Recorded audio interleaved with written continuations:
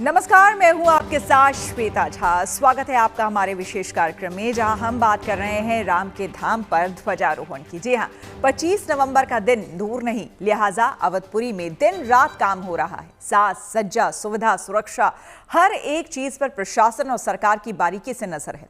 आज सबसे पहले आपको दिखाएंगे मंदिर के मुख्य प्रवेश द्वार की सजावट, जिसे न सिर्फ तैयार कर लिया गया है, बल्कि इसे आदि गुरु शंकराचार्य का नाम दिया गया है। इस गेट की अहमियत क्या है, विस्तार से बताएंगे।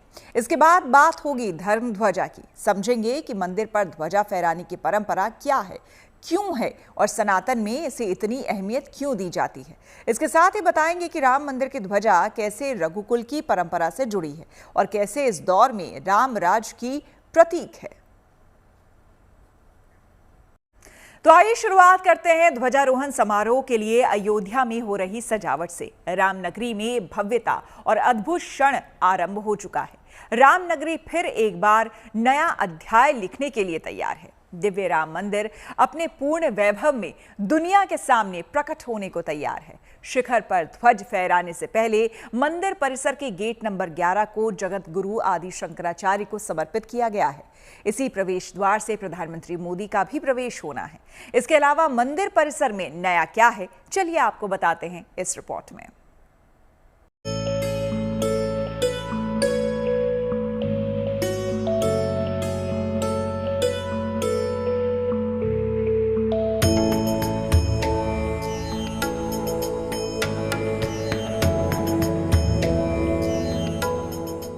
भव्यता का अद्भुत क्षण आरंभ, अद्भुत अलौकिक राम महल तैयार, साथ ही आदर और आध्यात्मिक विरासत का प्रतीक आद्य शंकराचार्य द्वार। 25 नवंबर को शिखर पर ध्वज फहराने से पहले श्री राम जन्मभूमि तीर्थ क्षेत्र ने एक महत्वपूर्ण निर्णय लेकर देश का ध्यान अपनी ओर आकर्षित किया है। मंदिर परिसर के गेट नंबर 11 को जगत गुरु आदि शंकराचार्य के सम्मान में नया नाम दिया गया है, जगत गुरु आद्य शंकराचार्य द्वार। इसी प्रवेश द्वार से प्रधानमंत्री मोदी मंदिर परिसर में प्रवेश करेंगे। ध्वजारोहण का भव्य कार्यक्रम है, दिव्य कार्यक्रम है, उसको देखकर बहुत उत्साह और उमंग है। श्रद्धालुओं के लिए नई नई अनोखी चीजें जो राम जन्मभूमि के अंदर दिख रही है, देखने को मिल रही है। श्रद्धालु को बहुत ही अनोखा पल है और श्रद्धालुओं के लिए वो नई अद्भुत चीजें हैं। जो रामायण काल से जुड़े पात्र हैं उनको राम मंदिर में स्थापित कर दिया गया है। सप्त मंदिरों की अगर हम बात करें, जैसे माँ भगवती हो गए, भगवान शिव हो गए, श्री गणेश हो गए, इन सब की एक एक प्रतिमा, एक एक मंदिर है वो अद्भुत, जिसका लोग दर्शन कर सकेंगे, श्रद्धालु अच्छे से उसका लुत्फ उठा सकेंगे। वो हर एक मंदिर इस राम जन्मभूमि में आपको देखने को मिलेगा। आदि शंकराचार्य ने 8वीं शताब्दी में भारतीय दर्शन को नई दिशा दी। उन्होंने ज्ञान, तप और अद्वैत के सिद्धांतों को पूरे भारत में स्थापित किया था। अयोध्या में प्रवेश द्वार को उनके नाम पर समर्पित करना उनकी विद्वता और सनातन परंपरा में उनके अतुलनीय योगदान का सम्मान है। जिस अयोध्या ने युगों से धर्म, नीति और शौर्य की मिसालें दी हैं, वही आज एक नया वैभव ओढ़कर खड़ी है। मंदिर का हर शिलाखंड, हर स्तंभ और हर परकोटा एक ही संदेश दे रहा है, राम का युग लौट आया है।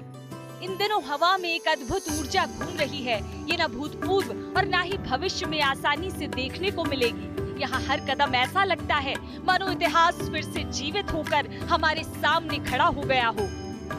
अयोध्या मंदिर के इस द्वार के बाद जैसे ही श्रद्धालु मंदिर में प्रवेश करेंगे तो सामने भव्य राम मंदिर के साथ साथ गिलहरी और परकोटे की और भी प्रतिमाएं नजर आएंगी।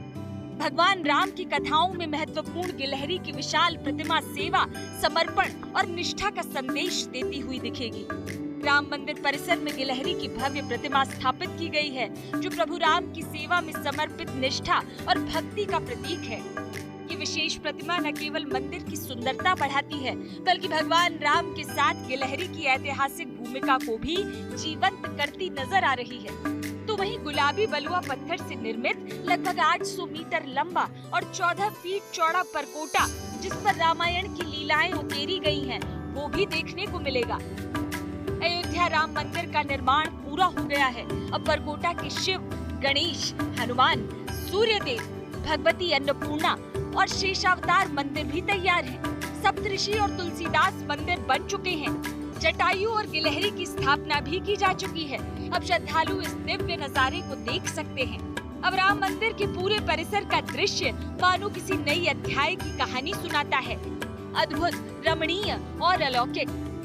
राम जन्मभूमि में ध्वजारोहण की भव्य तैयारी है। उसको देखते हुए ये गेट नंबर 11 है, जिसका नामकरण हो चुका है। उसका नाम है जगत गुरु आदि शंकराचार्य द्वार। जी बिल्कुल, हम आपको बता दें ये वही द्वार है जहां से प्रवेश करेंगे यशस्वी प्रधानमंत्री नरेंद्र मोदी, और यहीं से वो वीवीआईपी गेस्ट होंगे जिनका प्रवेश होगा। और ये वीवीआईपी गेट है जिसको सजाया और संवारा जा रहा है और अद्भुत कलाकृति इसमें बनाई जा रही है, जो कि मंदिर का एक अद्भुत वीवीआईपी गेट बन चुका है। पेड़ पौधे लगा दिए गए हैं, दो तरफ द्वार है इसमें, और लाइटिंगों से ये गेट सज चुका है और अभी भी ये कार्यरत है और इसमें कार्य पूरा होने की आखिरी मुहिम चल रही है। अयोध्या नगरी एक बार फिर इतिहास की साक्षी बनने को तैयार है। श्री राम जन्मभूमि परिसर में ऐसा अध्याय जुड़ रहा है जो परंपरा, श्रद्धा और भारतीय आध्यात्मिक गौरव को नई ऊंचाई देता है। ऐसे में स्वाभाविक है कि अयोध्या में सुविधा और सुरक्षा के भी पुख्ता इंतजाम किए जा रहे हैं। पीएम मोदी के लिए स्पेशल लाउंज और 6 वीआईपी लाउंज तैयार किए जा रहे हैं। मेडिकल कॉलेज में 50 बेड का विशेष वार्ड बनाया गया है, जहां डॉक्टरों की टीम इमरजेंसी के लिए उपलब्ध रहेगी। टेंट सिटी समेत करीब 3000 मेहमानों के लिए आवास, भोजन और स्वच्छता की तैयारियां अंतिम चरण में हैं। टेक्निक के जितने भी डायमेंशंस हैं उनको इसमें समावेश किया गया है, चाहे वो सीसीटीवी के माध्यम से हो या ड्रोन या टीजर ड्रोन के थ्रू हो, चाहे वो एंटी ड्रोन सॉल्यूशंस के माध्यम से हम एक जो प्रिवेंशन की कार्रवाई अपनी करते हैं वो। और इसके साथ साथ इस जो सत्यापन के और चेकिंग फ्रिस्किंग के एंटी सबोटाज चेक करने के जो भी अपने हमारे तरीके हैं उससे हम लोग कार्रवाई कर रहे हैं। और ये चूंकि ऑनगोइंग प्रोसेस है, डे टू डे बेसिस पर हमें सतर्क रहना होता है। स्थानीय लोगों का सहयोग लेकर जो हमारे फोर्स मल्टीप्लायर के रूप में है उनका सबको सहयोग लेकर के हम कर रहे हैं। अयोध्या आज केवल एक शहर नहीं बल्कि भारत की आध्यात्मिक आत्मा का प्रतिबिंब है। नया द्वार, नई भव्यता और शिखर पर लहराता केसरिया ध्वज, ये सब मिलकर इस भूमि की दिव्यता को और तेज देते हैं। वह क्षण अब निकट है जब रामलला के धाम में शौर्य, तप और त्याग का ध्वज आकाश को स्पर्श करेगा। अयोध्या से मयंक शुक्ला के साथ bureau report, good news today. 25 नवंबर को जब राम मंदिर के भव्य शिखर पर विशाल ध्वजा लहराएगी तो वो क्षण मंदिर की पूर्णता का भी प्रतीक होगा। लेकिन धर्म ध्वजा सिर्फ धार्मिक प्रतीक भर नहीं, सनातन में इसकी अहमियत इसलिए मानी जाती है क्योंकि ये ब्रह्मांड की ऊर्जा को गर्भगृह से जोड़ने का माध्यम है। माना जाता है कि धर्म ध्वजा से नकारात्मकता दूर होती है और मंदिर परिसर में शुभता रहती है। जहां तक राम मंदिर की धर्म ध्वजा की बात है, इसे रघुकुल और रामराज की परंपरा से जोड़कर तैयार किया गया है। देखिए।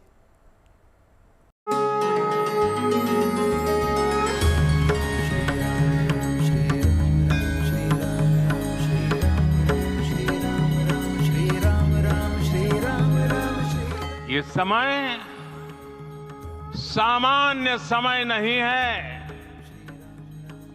ये काल के चक्र पर सर्वकालिक शाही से अंकित हो रही अमिट स्मृति रेखाएं हैं। काल के कपाल पर अंकित अमिट स्मृति रेखा। जब दुनिया ने देखा भक्ति और भावना का भव्य साकार रूप भगवान राम का मंदिर। पिछले करीब 5 वर्षों में ये मंदिर और इसका निर्माण एक अविस्मरणीय यात्रा है।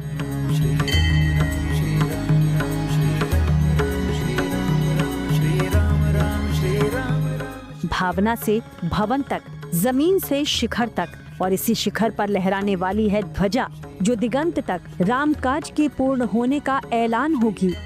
करोड़ों राम भक्तों की आस्था की पहचान होगी।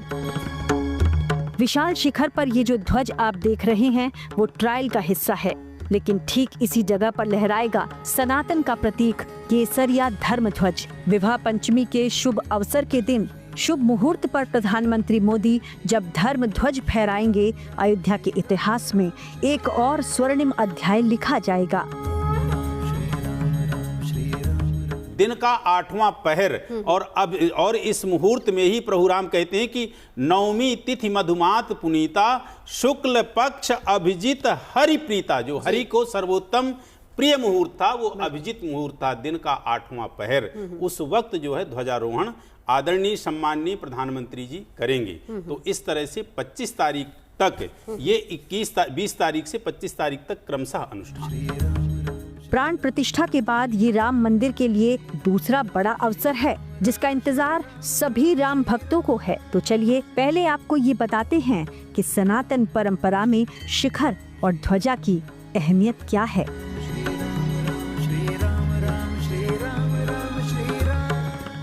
माना जाता है कि मंदिर का शिखर वो सर्वोच्च बिंदु होता है जहां से दैवीय ऊर्जा मंदिर में प्रवेश करती है।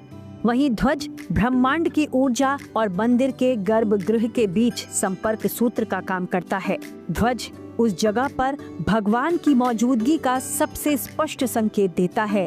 मान्यता है कि धर्म ध्वज मंदिर का रक्षक भी होता है, जो मंदिर और पूरे क्षेत्र को नकारात्मक शक्तियों और बाधाओं से सुरक्षित रखता है। यानी मंदिर के ऊपर लहराता हुआ ध्वज सिर्फ धार्मिक प्रतीक नहीं है, बल्कि इसका आध्यात्मिक महत्व भी है। इससे माहौल में शुभता बनी रहती है। निश्चित तौर पर जो ध्वज होता है उसी से ही ऊर्जा पूरे मंदिर परिसर में जाती है। इसे मंदिर का रक्षक भी कहते हैं, ऐसा शास्त्रों में लिखा है। कहते हैं जैसे कि आपने सुना होगा कि पूरे जगन्नाथपुरी का जो ध्वज है वो बताता है और हमेशा दिशा से उल्टी और वो हमेशा लहरा रहा होता है। तो इस तरह की चीज़ें हमारे शास्त्रों में लिखी गई हैं जिसकी बानगी ये एग्जाम्पल्स हैं। तो मंदिर का रक्षक कहते हैं नेगेटिविटी से दूर, किसी भी तरह की दुर्भावनाओं से दूर ये करता है और ये वातावरण को शुद्ध, पॉजिटिविटी और यहाँ से ऊर्जा होते हुए पूरे मंदिर में फैलती है, जिसके लिए हम और आप मंदिर जाते हैं। मंदिरों पर धर्म ध्वज की परंपरा जो युगों पुरानी है, इसके पीछे विश्वास है, कहानी है। माना जाता है कि ध्वज देवता की महिमा और शक्ति का प्रतीक होता है, जो मंदिर की ऊंचाई के साथ श्रद्धा की ऊंचाई भी दर्शाता है। अब आप कल्पना कीजिए कि जब 161 फीट ऊंचे शिखर पर मौजूद 42 फीट ऊंचे स्तंभ पर 22 फीट लंबी और 11 फीट चौड़ी पताका लहराएगी तो कैसा भव्य दृश्य होगा। बताया जा रहा है कि राम मंदिर की ध्वजा कई किलोमीटर दूर से नजर आएगी। केसरिया कलर जो है वो खास तौर से ज्वाला, प्रकाश, त्याग और तप का कलर है। तो निश्चित तौर पर आदमी वहां जाता किस लिए? प्रकाशित होने के लिए, त्याग की भावना के साथ साथ अपने को समर्पित करने के लिए, तप के लिए, और खास तौर से जो जीवन की ज्वाला है वो बनी रहे। यही सब हमें मांगना चाहिए ईश्वर से, इसीलिए हम जाते हैं। इसीलिए ध्वज का ये स्वरूप देखा जाता है। कहा गया है हरवंश पुराण में और वाल्मीकि रामायण में, ये रघुवंशी कहीं ना कहीं वृक्ष है। जब भरत जी राम से मिलने आ रहे थे और लक्ष्मण जी को लगा कोई शत्रु आ रहा है, तो इसी वृक्ष पर चढ़कर भरत की सेना को लक्ष्मण ने देखा था और इसे रघुवंशी कहीं ना कहीं वृक्ष कहते हैं और कहते हैं अयोध्या का ये राज वृक्ष है, वो भी विद्यमान होगा। तो जिसने भी सोच समझ के किया है, बहुत ही बड़ा काम है। ओम का वहां पे मौजूद होना, कोविदार वृक्ष का मौजूद होना उस ध्वजा पर अपने आप में सब कुछ समेटे हुए है। धर्म ध्वजा से जुड़ी एक और अहम बात है कि ये मंदिर निर्माण की पूर्णता का प्रतीक होता है। यानी धर्म ध्वजा राम मंदिर के ऐतिहासिक और दिव्य निर्माण के सफल समापन की घोषणा करेगा। धर्म की जय और राम भक्तों की भावना का सबसे बड़ा प्रतीक होगा। मान यह भी है कि यह इस प्रकार का पताका जो है वह वर्ष में संभवतः एक बार या दो बार का आयोजन होगा, जब पताका में कुछ बदलाव की जरूरत होगी, वरना पताका तो अपनी जगह पे रहेगा। ऐसा नहीं है कि वो प्रतिदिन उसको नीचे लाया जाए और ऊपर आरोहण हो। यह तो अब एक बार जब 25 तारीख को लग जाएगा तो एक तरीके से स्थायी व्यवस्था हो जाएगी। 25 नवंबर के समारोह के लिए ध्वजारोहण का ट्रायल किया जा रहा है। ऑटोमेटिक सिस्टम से इसे फहराया जाना है, लेकिन इसके हर तकनीकी पक्ष की बारीकी से जांच हो रही है। बता दें कि राम मंदिर का धर्म ध्वज भी बेहद खास है, क्योंकि इसकी परिकल्पना राम राज के अनुरूप है। रंग केसरिया है, जो सनातन परंपरा में त्याग, शौर्य, बलिदान और भक्ति का प्रतीक है। ध्वजा पर कोविदार वृक्ष और समस्त मंत्रों के प्राण ओम की छवि उकेरी गई है। कोविदार एक पौराणिक वृक्ष है, जिसका उल्लेख कई पौराणिक ग्रंथों में मिलता है। अयोध्या के रघुवंश की परंपरा में कोविदार वृक्ष का उल्लेखनीय स्थान रहा है। सूर्य कुल के प्रतीक के तौर पर ध्वजा पर भगवान सूर्य भी अंकित हैं।